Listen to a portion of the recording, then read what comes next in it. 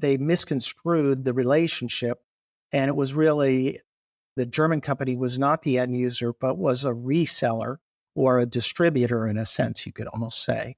And therefore, they knew that those goods were going to Iran and were therefore prohibited because they were attributed to the U.S. operations and the U.S. parent company. Global companies face unprecedented risks and challenges in today's economy.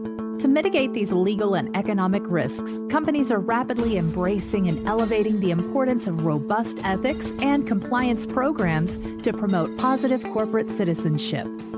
On Corruption, Crime, and Compliance, you'll hear from industry leaders and insiders about how to create effective ethics and compliance programs that will mitigate risks and maximize financial performance.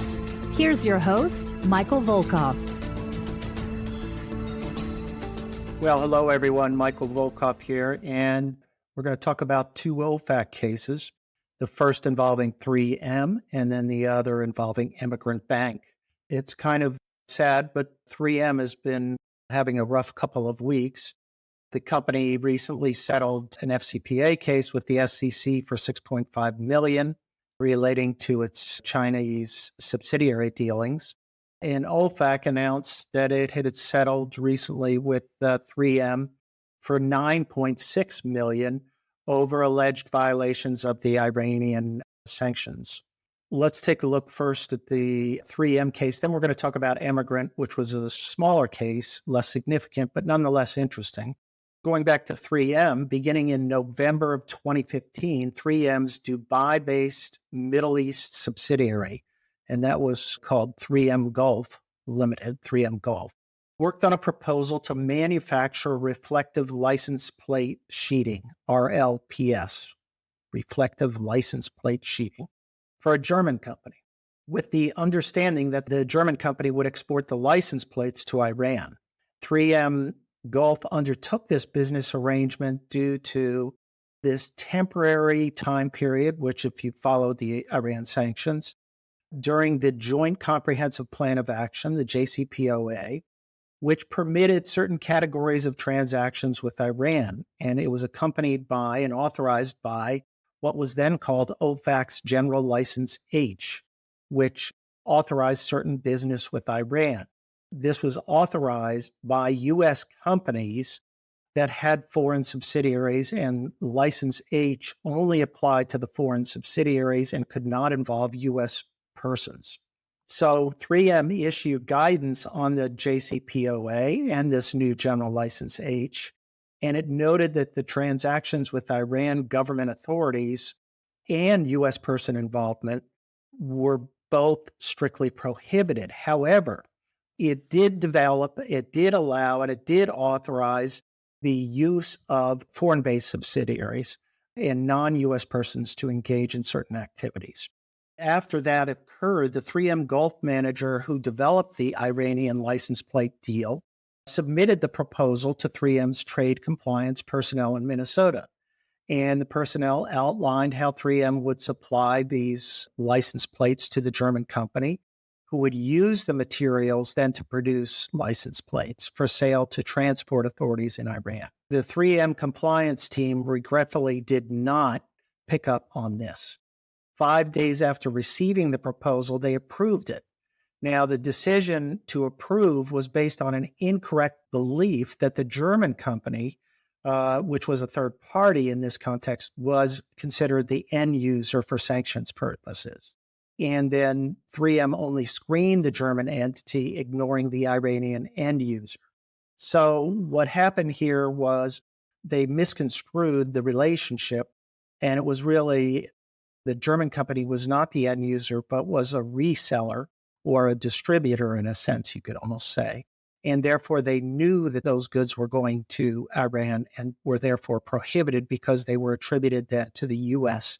operations and the U.S. parent company. So in April of 2016, the German company notified 3M that it would not be producing finished license plates, but would rather be reselling the material directly to a sanctioned entity controlled by Iranian law enforcement officials, BTN, Banyan Tabon.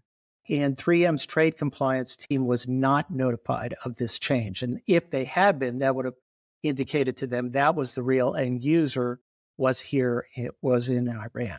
In the course of setting up this agreement, numerous managers at 3M suggested that trade compliance re-review the deal, but these suggestions were ignored by the deal's proponents. Even worse, a 3M subsidiary received an outside due diligence report flagging the connection to Iranian law enforcement and closed the matter without further investigation.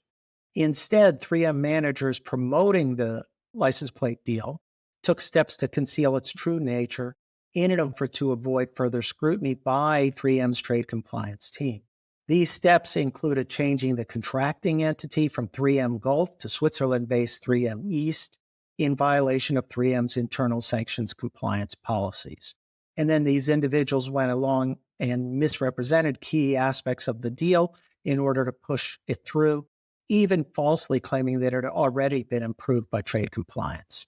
So the deal was approved, and between September 2016 and September 2018, 3M East sent 43 shipments of license plate sheeting to the German intermediary who resold them to BTN. During this time, a U.S. person employed at 3M Gulf approved 6 credit notes relating to the sales, despite knowing that U.S. persons were prohibited from doing business with Iran.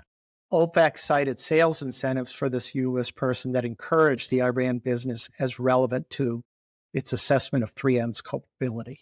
After the JCPO and with it the General License H were rescinded by the Trump administration in late 2018, 3M discovered that the license plate sales had not been authorized.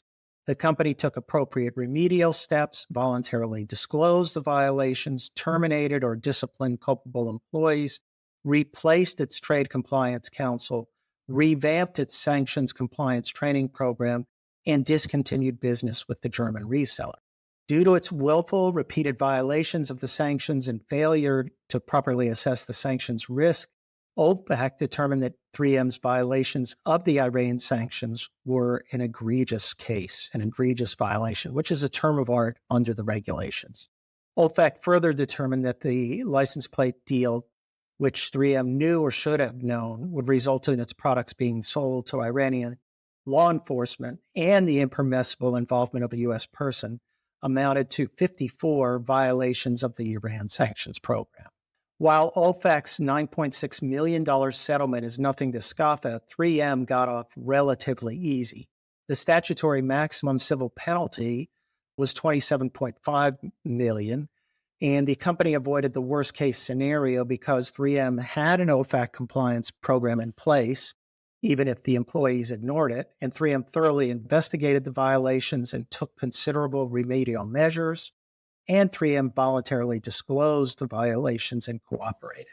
And usually you'll get more than half off just by the voluntary disclosure. You'll probably get half of the statutory maximum as a starting point. Then it can go down from there. But here they got it down from $27.5 million to $9.6 million. So that's the 3M case. Let's go to the Emigrant Bank. Emigrant Bank is a U.S.-based financial institution that bills itself as the oldest bank in New York City.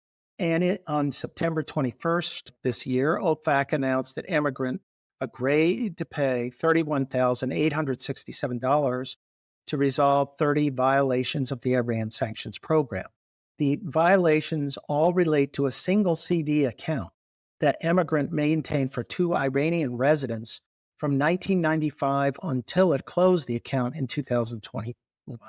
In 1995, Emigrant opened an account for 2 Iranian residents.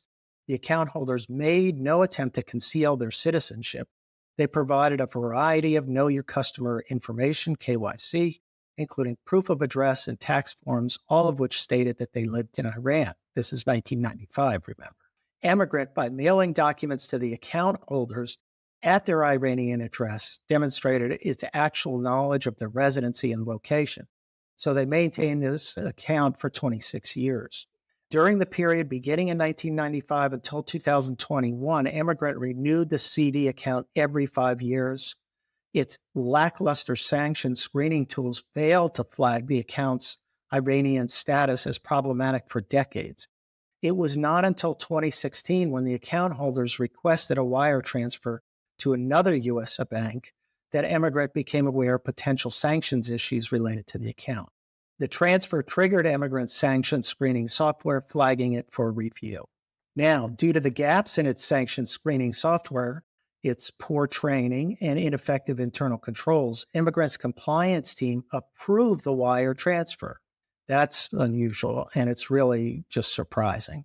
After the receiving bank inquired about sender's Iranian address, Emigrant reviewed the transaction again and again incorrectly concluding and advising the recipient bank that the wire transfer was permissible. Emigrant later changed the account's country code in its customer database to reflect that the account holders were Iranian residents.